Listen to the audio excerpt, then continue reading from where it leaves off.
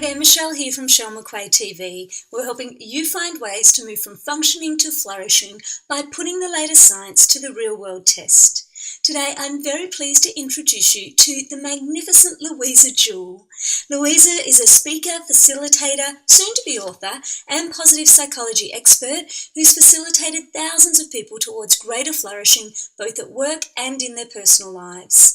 A graduate of the Masters of Applied Positive Psychology program at the University of Pennsylvania led by renowned psychologist Dr. Martin Seligman, Louisa is an instructor of positive psychology at the University of Toronto and University of Texas and regularly delivers webinars and workshops to positive psychology practitioners around the world.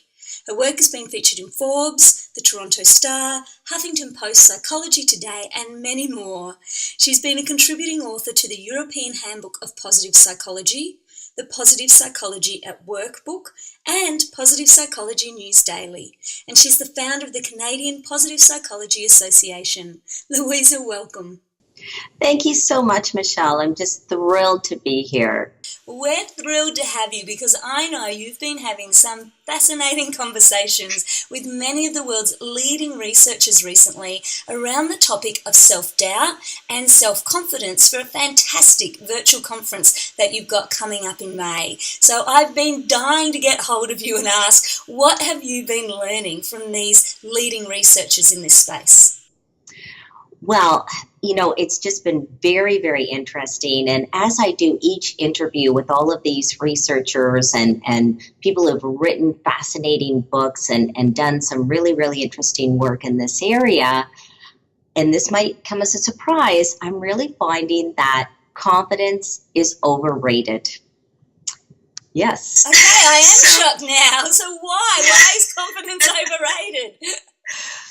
Well, here's the thing, Michelle. As I interview the most successful people that I know, when you think about it, they don't wait to be confident to go out and do things. I mean, when I think about some of the stuff you do, I'm sure there are some things you do where you're scared out of your mind and you do them anyway. There are lots of things that I do where I'm just, really trepidatious. I'm worried about it. I'm scared, but I go and I do it anyway. And again, if you talk to a lot of these really successful people, they will say, sure, I wasn't confident before I went out and did things.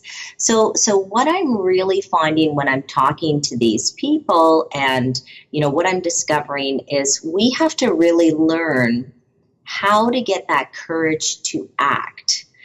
How do you, even though you're so fearful, even though you're afraid, even though you have a lot of self-doubt at that moment because you're starting something completely new, how do you go out and do it anyway? So that's really the question that I'm answering with this virtual conference is let's take a look at some of the science and research that can help us peel back the layers of what stops us in that moment, what stops us from moving forward.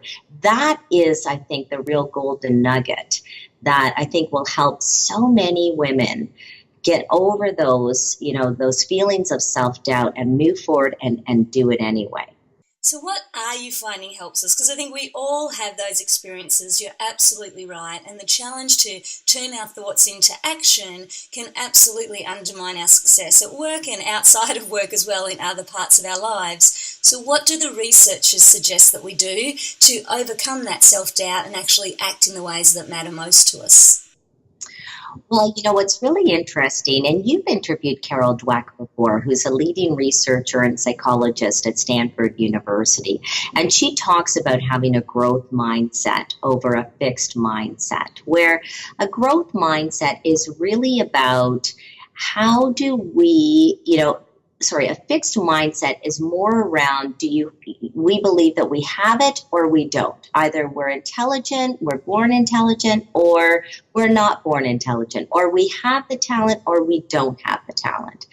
And a growth mindset is really one that says, well, maybe you were born a certain way, but there's a lot you can do to build your talent.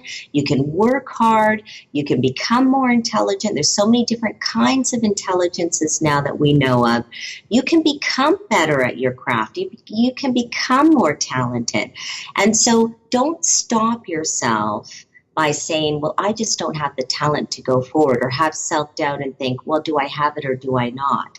So first of all, having that kind of growth mindset to say, okay, maybe I'm not there yet. And Carol Dweck, in one of our virtual conferences with Carol, when I did my interview with her, she talks about this idea of yet, the power of yet, to be able to say, I'm not there yet, but I can get there.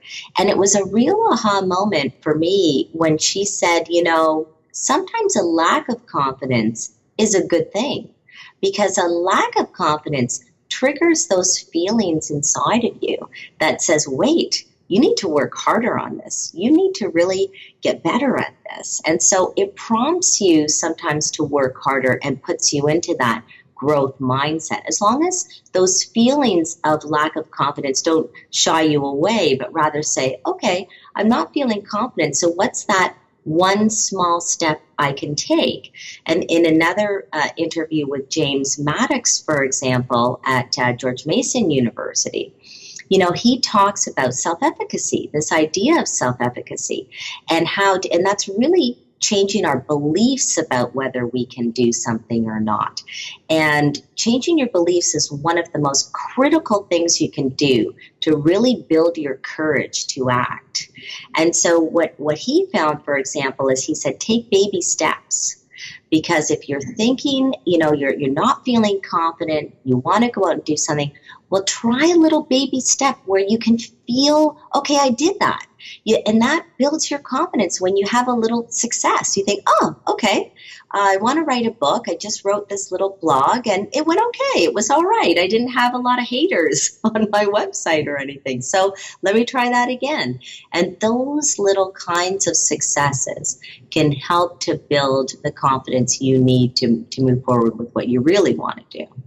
I think that's so helpful, and I know Dweck's work around that growth mindset's been huge for me personally to build my confidence, to instead of being perhaps so focused on the outcome and that the outcome is the only thing that matters, to instead start valuing the learning experience and go, you know what, if I get the outcome, that would be awesome. If I write the book, that would be fantastic. But you know what, right now, all I need to do is write the blog. And even if I got haters on the blog, you know what, I showed up and I tried, and maybe I'll even learn something from the haters, so the next blog I write is even better, And I think it's that sense almost that's happening more in some parts of business of rapid prototyping. It's almost like fail and fail quickly if you're going to do it. Put it out there, do it, learn from it, try the next step, and keep extending it as you go. But I know for us as women that can be super challenging because, of course, neurologically we have that larger cingulate gyrus, or what researchers call the worrywart part of our brain, which means as women we are generally more attuned than men to perhaps the mistakes that we're making, and we carry those with us longer. So when we are failing, how do you suggest we get more, comfortable with failure rather than letting the fear of failure stop us doing the things we actually want?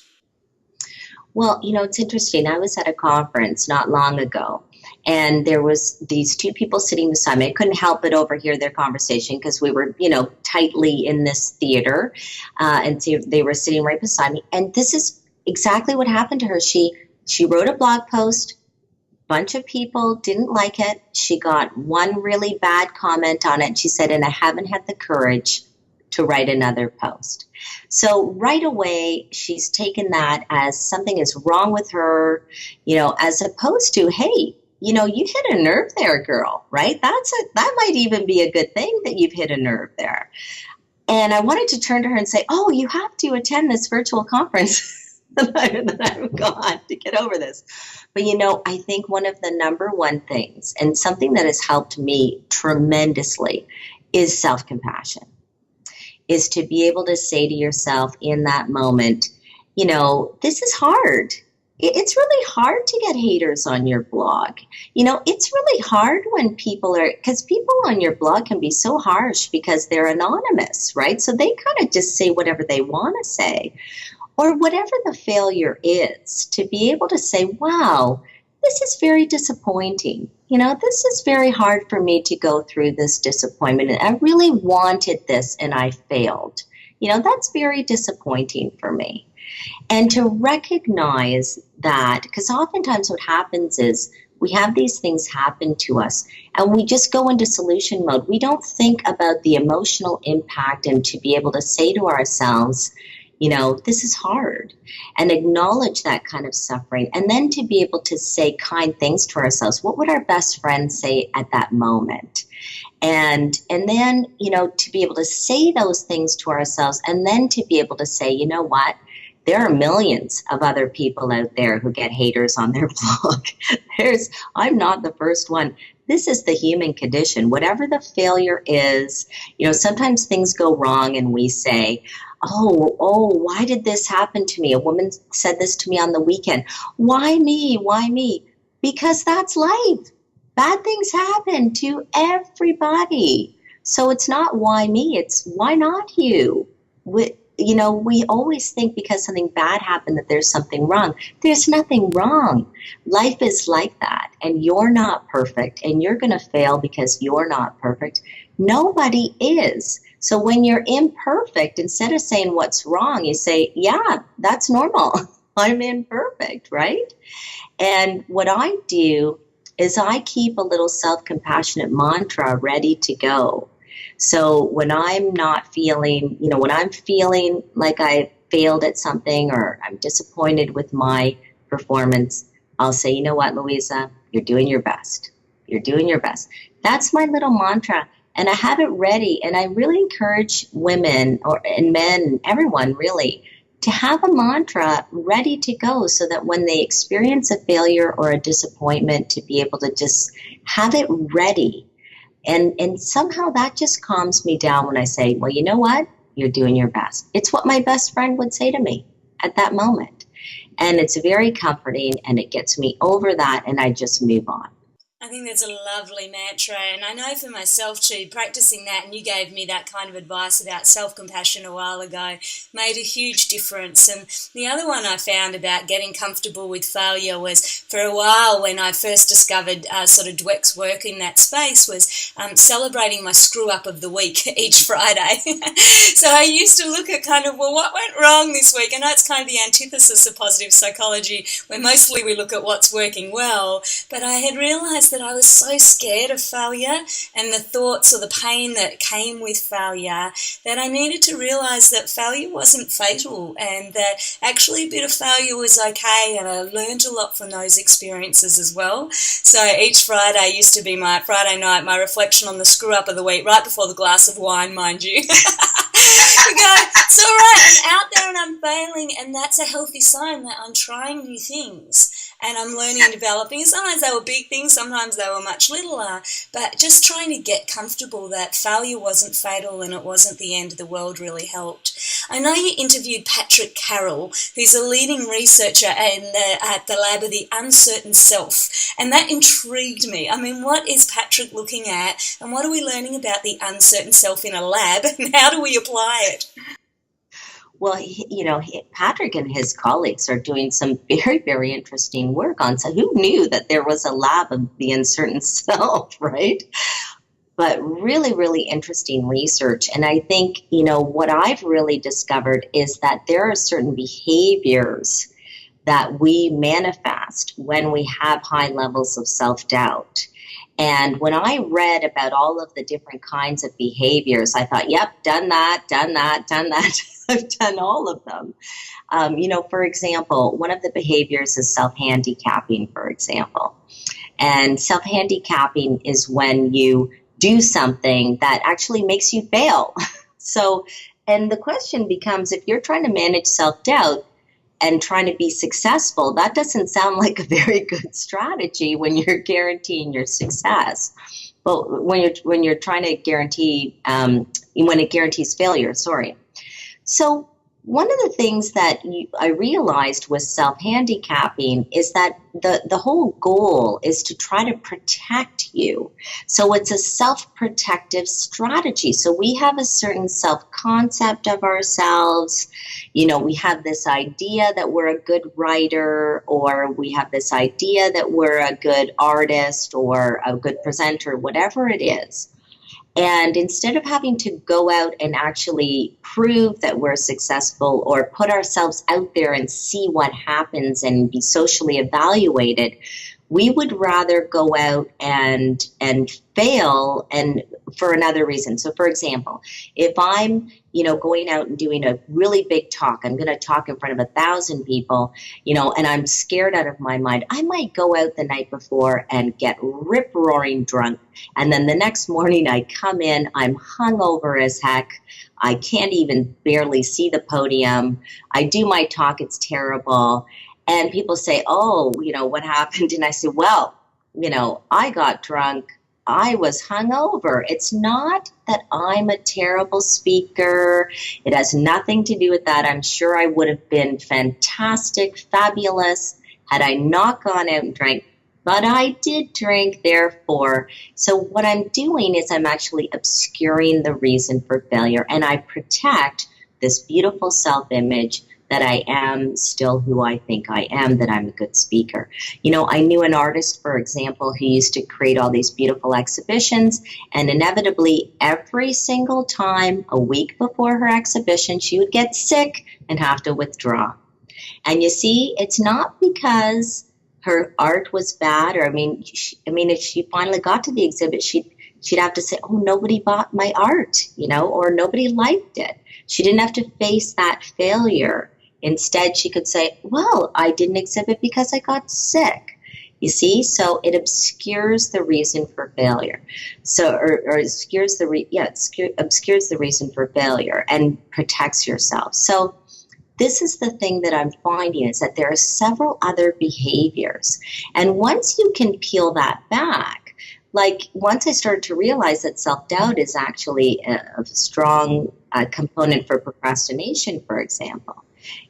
I was talking about writing my book for 10 years. That's very comfortable. Once I write the book, then people can socially evaluate me and say whether they like the book or they don't like the book or it's a terrible book. So you just keep procrastinating and procrastinating and procrastinating, so you never have to get to the point of social evaluation.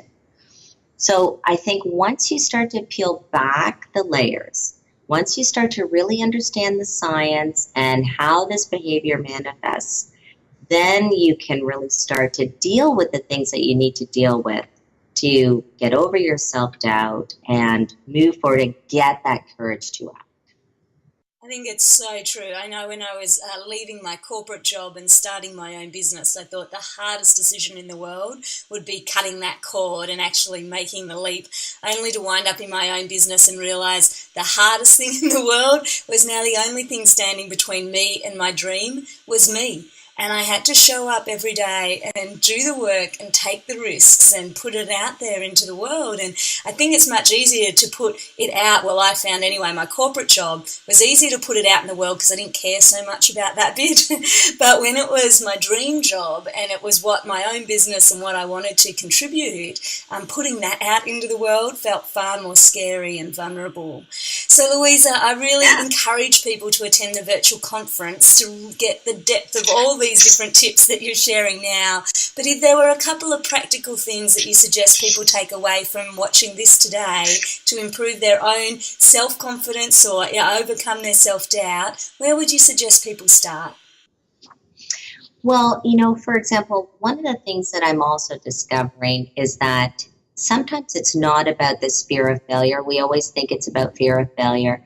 But I think a great place to start is also to ask yourself, are you holding yourself back because you're afraid to shine? And I know, Micahel, you're doing a lot of work in that area, helping women really embrace this idea of shining. And Tanya Geisler, who does a lot of work on the imposter complex, she was talking about this idea of shining and how, sometimes we ask ourselves, well, wait, if we shine, will my husband still want to be with me? Will my friends still want to hang out with me? And we have this kind of fear of being alone. And so I would say that if we can help women start there to just embrace not only failure, but also embrace this idea of how to really shine and be okay with that. I think that is a great, great place to start. I completely agree, and I work with so many women who, to your point, kind of dim themselves down so as not to make other people feel uncomfortable. And of course, you can only do that for so long before it starts to wear away, I think, at your heart, because you know that you're not truly putting your potential into the world. And once you give yourself that permission to shine, you find the right people are with you on the journey, be they partner, be they friends, be they new people that you're discovering, who are attracted to that light. So I think that's a wonderful place for people to start. Louisa, thank you so much for being with us today. Well, thank you so much for having me, and thank you so much for all of your encouragement over the years. And I just love what you're doing, and I just can't wait to see the new things that you're doing as well. And I really hope that everyone that's listening today will join our virtual conference that's coming up in May. And I really look forward to having people on the calls. I highly recommend joining Louisa and the amazing experts she's interviewed from right around the world on how you can banish self-doubt with the science of self-confidence. The free 4-day virtual conference, so you can join it from wherever you are, kicks off on the 11th of May, and you can find all the details at louisajewell.com. And of course, if you're looking for some other tested, practical and playful ways to move from functioning to flourishing, be sure to also stop by michellemcquaid.com, leave your name and email address so you can hear all our news first. Remember, you are good enough, so don't be afraid to let your strength shine. Until next time, take care.